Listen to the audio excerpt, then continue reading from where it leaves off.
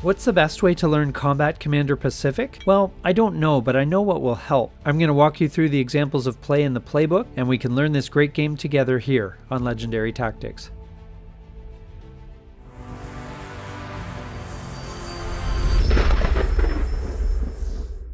This video has been brought to you by our sponsor, Noble Knight Games. If you like war games like Combat Commander Pacific, Noble Knight Games is one of the best places to find it. They have one of the world's largest selection of games, and you can buy, sell, or trade new, rare, and even out-of-print board games, role-playing games, collectibles, and miniatures. Check out the link in the description and help out the channel at the same time. So let's look at some examples of play. First of all, to do with line of sight. Van Dyke can see eastward but cannot see Hale due to the jungle in I2 creating one blind hex. There's no palm hindrance because Van Dyke is at a higher level. Eastwood can see Hale as there is no intervening obstacle. McCormick can see Benson, however any fire attacks between the two hexes will suffer a -1 penalty for the intervening palm hindrance.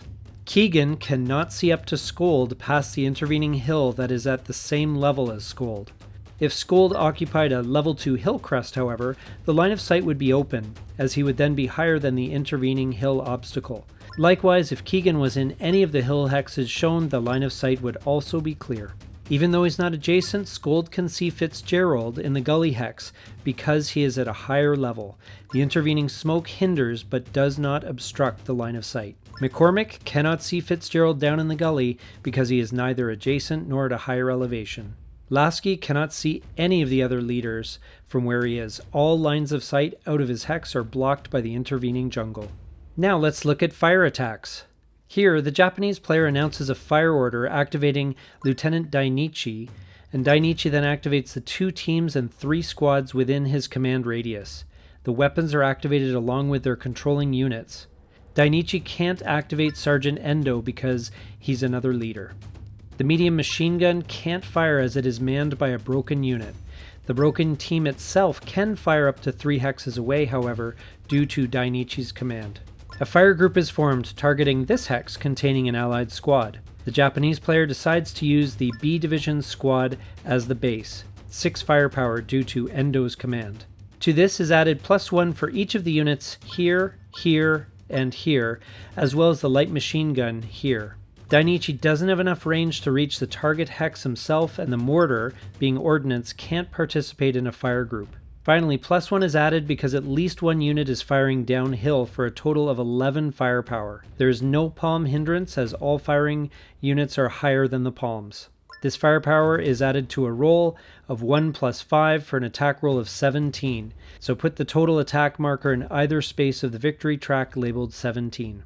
Now the ANZAC squad in the targeted hex must make a fire defense roll versus the 17 attack total. Its morale is 8, 7 plus the palm. This number is added to a die roll of 6 + 2 for a defense total of 16. A good roll, but not quite enough to beat the attack total, and the squad breaks. The ANZAC squad would have suppressed instead if it had tied the attack total. Now the Japanese player elects to have the activated heavy machine gun make the next shot alone, targeting the same hex with the now broken ANZAC squad. This machine gun has 11 firepower, 9 to start, +1 due to Endo's command and +1 due to firing downhill. The Japanese player plays a sustained fire action for +2 firepower, then another one for another 2 firepower. To this is added a die roll of 1 + 4, event, for an attack total of 19, which is dutifully marked with the attack total marker. Play now pauses in order for the event trigger to resolve. The Japanese player reveals his next fate card and gets a suppressing fire event, allowing him to place a suppressed marker on any unit within range and line of sight of a friendly machine gun. He selects the broken squad he is firing at. Now play resumes. Within the targeted hex, the ANZAC squad's morale is now 9. 9 as the base, +1 for the palm, -1 due to being suppressed, to which the allied player adds a fire defense roll of 1 + 3 for a defense total of only 13, eliminating it. It is placed on the casualty track and the Japanese player gains 2 victory points. The activated mortar now fires at this hex. Being ordnance, it must first secure a hit before making a fire attack roll. The distance to the target is 2 hexes, so the targeting roll must be greater than 2, but the roll will be modified by -2 due to the intervening smoke. The targeting roll is 4 times 1, modified down to 2, so the shot barely misses and no fire attack roll is allowed. This shot would have hit had there been no smoke, or only a 1 smoke marker in the way.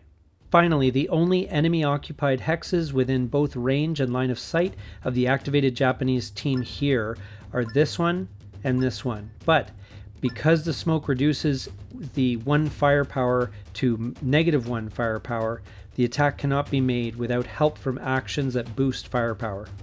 Now let's take a look at caves. Here we see a Japanese leader, Japanese squad, and a cave stacked in this hex. The squad is inside the cave and the leader is outside.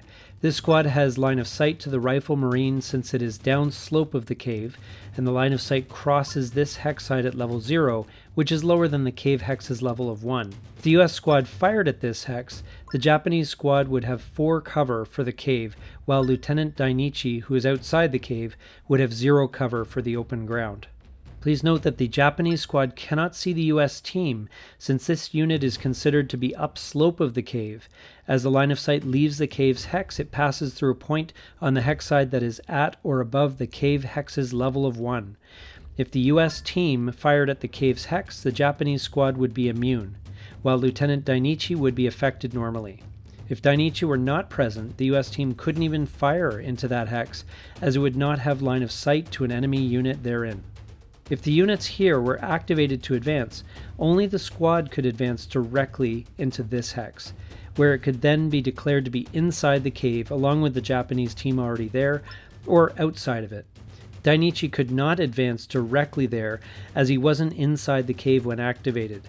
If he advanced here, he could then be declared as being inside or outside the cave in that hex. If the team here were activated to move, it would exit the cave, then move here via here, but could not utilize the cover of the caves in those hexes for any op fire attacks made against it. If the US squad op fired at the moving Japanese team as it entered this hex, the Japanese squad inside the cave there would be affected, but would also receive the 4 cover for being inside the cave. If the US team op fired at the moving Japanese team as it entered that hex, however, the Japanese squad inside the cave there would be immune. There's no line of sight to it from the firing unit. At the end of the move, the team could be declared as entering that cave by physically placing it beneath the cave marker. Now in this example, we'll look at movement and op fire.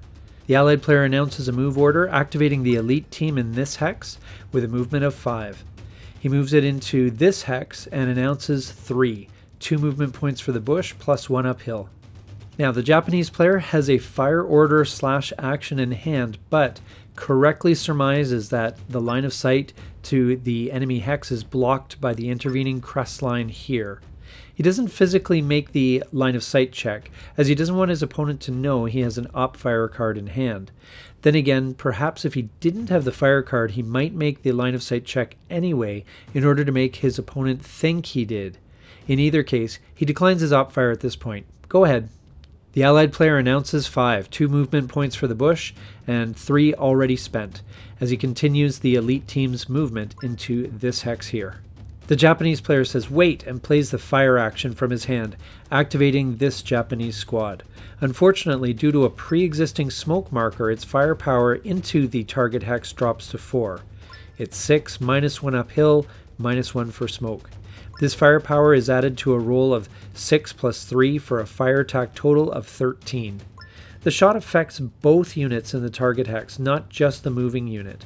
The allied player makes a defense roll for his 11 morale team. It starts at 7 plus 2 for Young's command, plus 2 cover value of bush, and rolls 2 plus 1 disperse for a defense total of 14. Safe, barely. Now the trigger forces him to remove a smoke or star shell marker from the map. The smoke in this hex is the only eligible marker in play, so he removes it, placing it back in the draw cup. This does not retroactively adjust the attack total. The smoke affected the actual firepower prior to both the fire attack and the fire defense rolls even being made. He then makes a fire defense roll for Young at 10 morale due to the cover afforded by the bush, and rolling 1.5 for a total of 16, no effect. The US team's movement is now 7 due to Young's command, so the Allied player announces 7 to enter this hex here, 2 movement points for the bush, and 5 already spent. The Japanese player calls out wait yet again. He wants to perform 2 actions at the same time, a hidden punji trap action from his hand, his posture is defender in this example, and another op-fire shot from the Japanese squad here. With the punji trap action, he elects to place wire instead of mines in order to lessen the US team's morale a bit for the subsequent fire attack. The Japanese player declares the subsequent op-fire shot into the target hex, playing the last 2 cards in his hand, both hand grenades actions. This gives him 9 firepower, 6 for the base, plus 4 for the actions, and minus 1 uphill. He then rolls 4+1 and curses his bad luck. This gives him an attack total of only 14. The US team adds its morale of 8, 7, plus 2 bush, minus 1 wire, to a roll of 6+3 and easily passes. Having left Young's hex, the US team's movement becomes 5 once again, and since it has already spent 7 movement points, it is now done for the turn. Please note, if a second move order were to be announced by the Allied player activating Sergeant Young, the Betsudotai squad here could not be reactivated to fire at him as he moved. Now we get down and dirty with melee. First of all, the Allied player announces an advance order activating Lieutenant Scold. Scold then activates the 2 Marine squads. Scold remains where he is. The Bar Marine advances here, and the Rifle Marine advances here. Melee markers are placed in both hexes. The Allied player announces that his turn is done and draws up to his hand size. Now the Japanese player begins his turn. Since he sees that his opponent has the upper hand in firepower in both melee hexes, and with no ambush or bayonet actions in his own hand, he elects to try and save a couple of his units from imminent death. He plays a move order activating Sergeant Saito, who in turn activates the weapon team stacked with him. The 2 units move into hex C5. And D5 was also an option. They could not have moved into C4, D3, or E4 because of a lack of movement points, and they could not enter E5 during a move order due to the presence of the enemy unit. If the US player had a fire card in his hand, he could op-fire at the 2 moving targets with his Rifle Marine. The melee marker comes off immediately as the units leave the hex. The Japanese player says done and ends his turn, drawing a single card. At the beginning of the Allied player's turn, the melee occurs. Being the inactive player, the Japanese player must play first any and all ambush actions he wishes. He regretfully declines, as does the US player. The Japanese side's melee total is 5. It's 4 as a base plus 1 boxed firepower. And the US 6. Weapons don't count in melee. The Japanese player makes his melee roll, 5+5, for a melee total of 15. The Bar Marine could be in trouble. The US player rolls a 4+4 for a total of 14. Not enough. The US player holds the initiative card, and so he tosses it to the Japanese player and says, I'll re-roll. The new roll is 3+6, a 15-15 tie. The Japanese player is happy with mutual destruction, so holds on to the initiative. Both units in the hex are eliminated. The US player then continues with his turn as normal. Now we'll take a quick look at Sogeki Hei, a very interesting Japanese unit. Here, the Japanese player announces a fire order activating the Sogeki Hei in this hex. Even though it is a leader, the Sogeki Hei cannot subsequently activate the SNLF squad sharing its hex as it has no actual command number. The Sogeki Hei fires at this hex here. Being ordnance, it first must make a targeting roll. The roll is 4+4, an easy hit at 3 hex range even after subtracting 7 for the intervening smoke. Now the Japanese player would usually get to choose his sole target, but since Lieutenant Scold is broken, he must select the unbroken garrison squad as being affected by the shot. This is because it is assumed that Scold is likely hugging dirt and otherwise making himself as scarce a target as possible, so it is likely the case that the enemy sharpshooter can no longer discern the officer among the other troops. The ensuing attack roll of 2+6 is multiplied to 12 rather than summed to 8.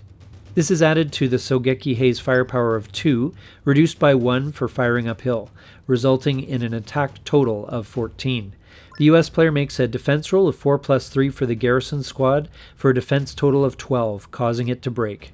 Should both US units remain broken until the Japanese player's next turn, a subsequent fire order activating the Sogeki Hei could choose either unit as the target of its attack. And now an interesting topic, mortar spotting. The US player announces a fire order here and activates this scout. It subsequently activates the line squad carrying a light mortar here, as well as another far off over here. This is allowed since the scout has a line of sight to an enemy unit here, which is also within range of both activated mortars. The scout need not have a line of sight to the other activated units. We're assuming that there's some sort of radio or landline communication between the relevant units here. Even though it is a leader, the scout cannot subsequently activate the garrison squad sharing its hex, as it has no actual command number. Having no enemy unit within both its range and line of sight, the activated line team in I-1 cannot itself take a shot. However, its mortar can fire over here at hex K3. No direct line of sight is required as the line of sight is instead traced from the activated scout. The activated mortar way off in hex C2 also fires at hex K3 using the scout for line of sight. Both mortar shots incur a -1 targeting penalty due to the intervening palm hindrance between the scout and the targeted hex. The smoke in hex J2 is irrelevant. Now a brief example of how the knight rules are used. In this instance, the US player has a hand full of junk, so chooses to pass and discard for the turn instead of playing orders. He discards a maximum of 2 cards, redraws up to his hand size, and says done. On his turn, the Japanese player announces a fire order, activating the SNLF squad here. He will likely choose to fire at the US squad here since the star shell 2 hexes away in hex M1 illuminates L2 and thus negates the inherent knight hindrance. Outside the star shell's illumination radius, this shot would incur a total of -4 firepower, -1 for firing uphill, and -3 knight hindrance. Note that since the SNLF squad's hex is itself illuminated, a shot from either US occupied hex will ignore the knight hindrance. On the US player's next turn, he plays a move order activating the Rifle Marine squad. At night, it will cost the squad 4 movement points instead of 3 to enter this jungle hex. It would spend 3 movement points to enter L3, 1 for the open ground, +1 for night, and +1 for uphill. And now an example of infiltration. The Japanese player announces an Infiltrate B order. Since the B infiltration box on the track display is currently empty, he performs a hide sequence.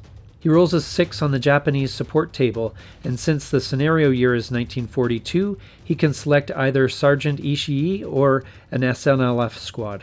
Needing more force on the map, he selects the latter, retrieving an SNLF from the countermix and placing it into the B infiltration box. And a couple of turns later, he finds himself with the Infiltration A, B, or C order in his hand. He could play it and announce A or C in order to get more units pending, or he could announce B in order to get the waiting SNLF squad into play. Last turn, a random hex forced him to move his last sighting marker into hex K1. This is a good spot for a new unit to pop up, so he decides to go with B. He plays the order and moves the SNLF squad from the B box to hex K1, then permanently removes the sighting marker from that game. At this point, having an advance order in hand, the infiltrate order doesn't activate newly placed units. The Japanese player has 2 options for his newfound asset. He could advance it off the map via K1's exit point, which would net him 1 victory point and a future reinforcing unit on the time track, or he could advance into melee with the adjacent Marine squad. With the massive US firepower next door, the Japanese player will likely decide that exiting the map is the better part of valor. And finally, artillery. In this example, it is the Allied player's turn. He has an unbroken radio in his artillery box, likely representing a battery of medium mortars just off map, and he plays an asset request order from his hand, announcing that he will perform the fire for effect option. He activates Sergeant Foley for this task. Had the radio been broken, he would have instead performed the communication restored option. The first step in any fire for effect is spotting. The Commonwealth player places the spotting round marker into hex L1.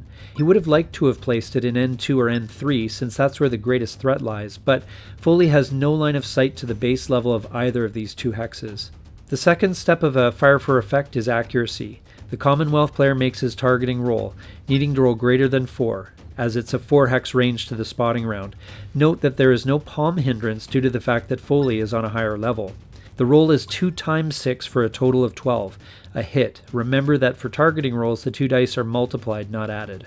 Because the targeting was accurate, the artillery only suffers a minor instead of a major drift check. The Allied player now reveals the top card of his deck and consults the 2 dice, 3 and 5.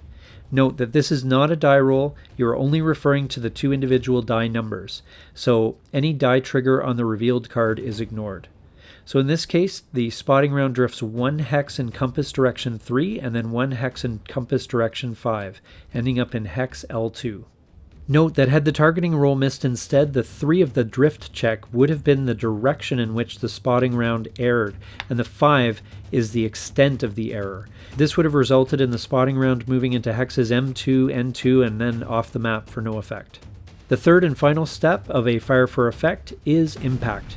The Commonwealth player must make an 8 firepower attack against hex L2, which is the final location of the spotting round, as well as each of the surrounding 6 hexes. In this case, he will get to attack hexes L1 and M2, each attack receiving +2 to its attack total due to the airburst effect of jungle.